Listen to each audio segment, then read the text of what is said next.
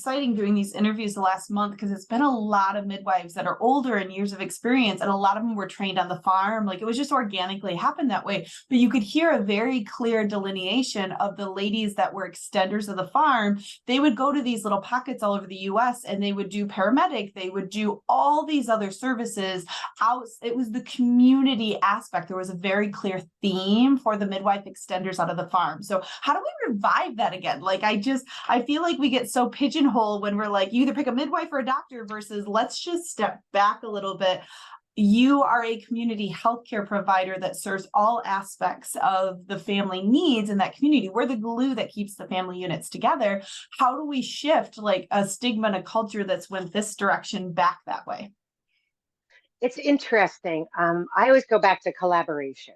Mm-hmm. We have to get out of that us and them narrative, which is so antiquated at this point, with the amount of information we have of how to be better communicators, I think. Mm-hmm. So the more we collaborate as new midwives coming up in the community, I always encourage newer midwives, let your face be seen by providers when it's not an emergency. Go, if you're getting concurrent care, go with your client to an appointment and introduce yourself, because you're just there to learn more and connect.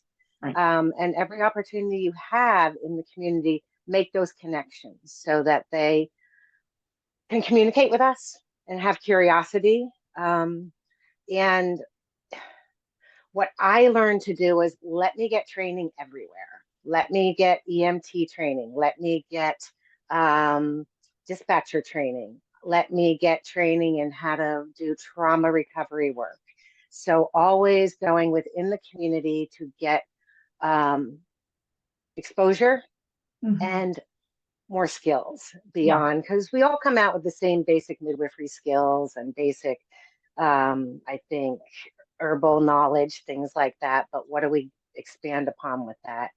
I personally love doing births. I attend deaths. If it's a child who I attended their birth, I'm probably going to be at their death.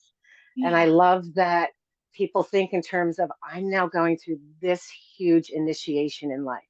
So I'm going to go back to the person who was with one of the biggest initiations, which was my midwife, and trust her to hold those pieces with me. I also learning to be more of an educator. So I've had the opportunity to teach at Heart and Hands with Elizabeth Davis for the past 7 years. I raise and train service dogs, which gives me opportunity to do crisis call outs in the community, in the high schools, when we have traumas and deaths. I trained as an EMT. I am a law enforcement chaplain.